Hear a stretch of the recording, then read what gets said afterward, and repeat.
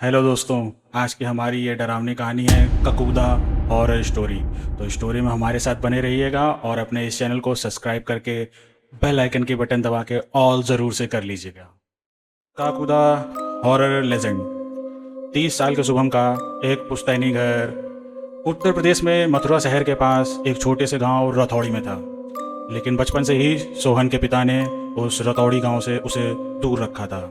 वो नहीं चाहते थे कि सोहन के कदम कभी उस मनहूस जगह पहुँचे और सोहन जिंदगी में बस एक बार अपने रतौड़ी का बड़ा पुश्तैनी घर देखना चाहता था। एक बार वो अपनी बिजनेस ट्रिप के लिए उत्तर प्रदेश गया हुआ था, तो उसने सोचा कि क्यों ना वो रतौड़ी का भी चक्कर लगा ले। गूगल मैप में भी रतौड़ी का कोई निशान नहीं था, लेकिन सोहन आसपास के लोगों से रास्ता पूछ पूछ के रतौड़ी पहुंच गया।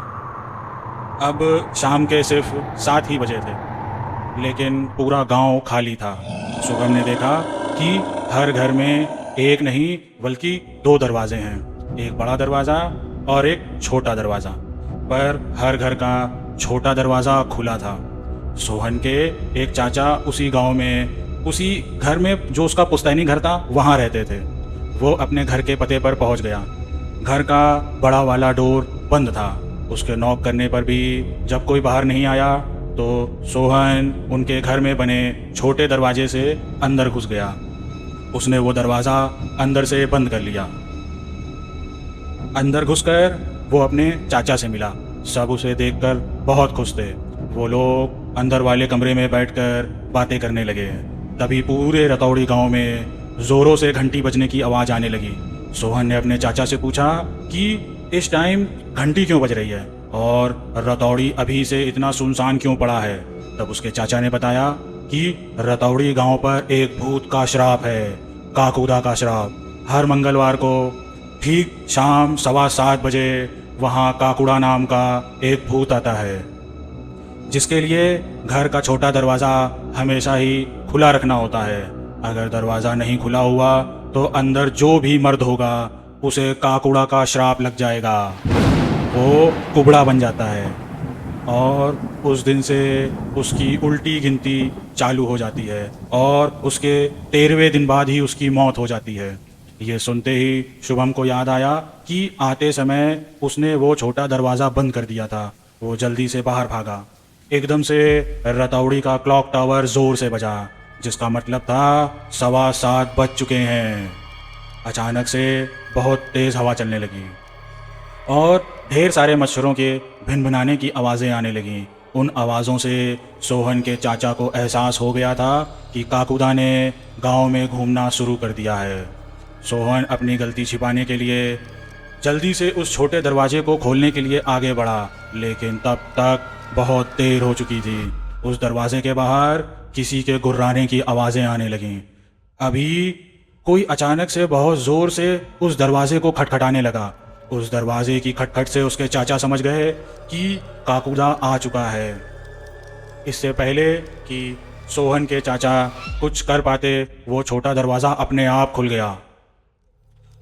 सोहन ने जो देखा वो देखकर उसकी चीख निकल गई, क्योंकि दरवाजे के दूसरी ओर कोई इंसान नहीं बल्कि हवा में उड़ता हुआ मच्छरों के बीच में घिरा हुआ 2 सड़े हुए छोटे से नीले पैर दिखाई दिए। सोहन काकुदा को अपने सामने देखकर बुरी तरीके से कांप रहा था। काकुड़ा 2 लाल भयानक आंखों और बिखरे हुए बाल और सड़े हुए छोटे से नीले शरीर के साथ गुर्राता हुआ तेजी से उड़कर सोहन की तरफ आया और उसे इतनी जोर से लात मारी कि वो वहीं बेहोश हो गया।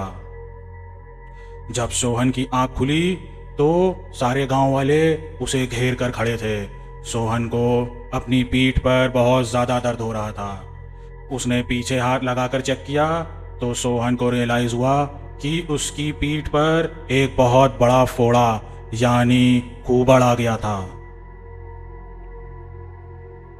सोहन ने कल रात के बारे में सबसे पूछा तो उसके चाचा ने बताया कि एक्चुअल वो घर जो था वो सोहन के पिता का था, लेकिन वो उसे छोड़कर दिल्ली शिफ्ट हो गया था।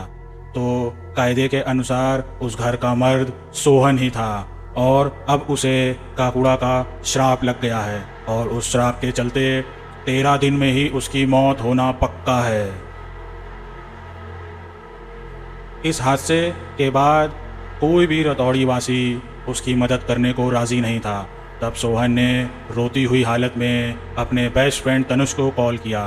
तनुज ने शुभम की सारी बात सुनी और वो 2 दिन बाद ही एक तांत्रिक को लेकर रतौड़ी गांव पहुंचा।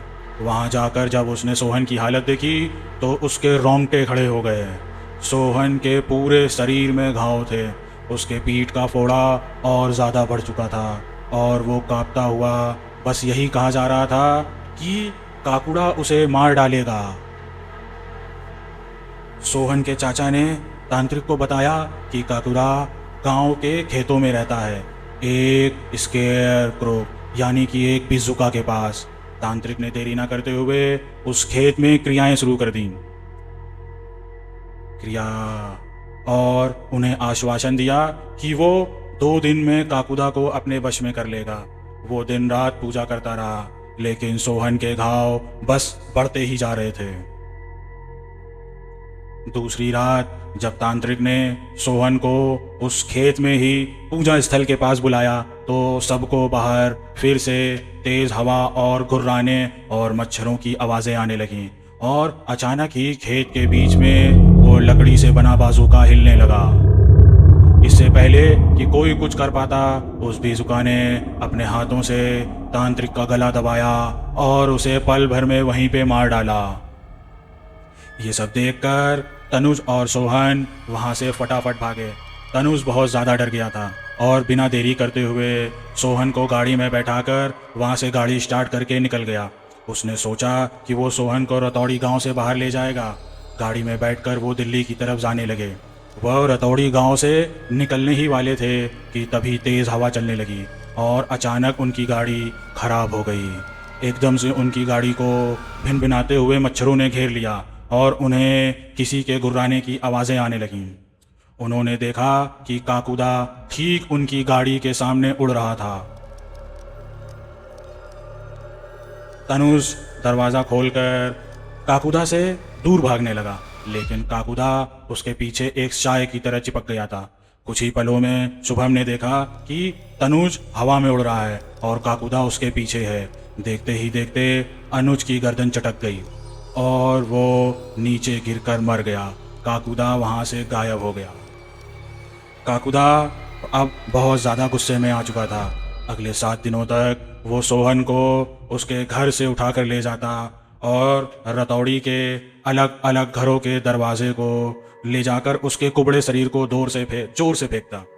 रतौड़ी वासी शुभम की मदद करना चाहते थे, पर काकुदा का आतंक हर कोई देख रहा था, इसलिए कोई भी चाह कर भी कोई कुछ नहीं कर पा रहा था।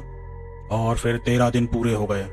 पूरे रतौड़ी को पता था कि श्राप के मुताबिक आज काकुदा सोहन को जान से मारने वाला था।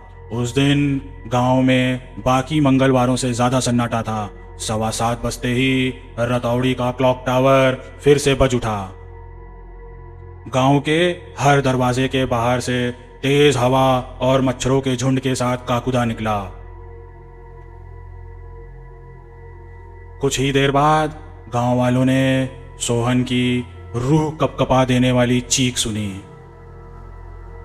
सोहन अब इस दुनिया से जा चुका है और काकुदा के श्राप से रतौड़ी का एक और इंसान अपनी जिंदगी खो चुका था।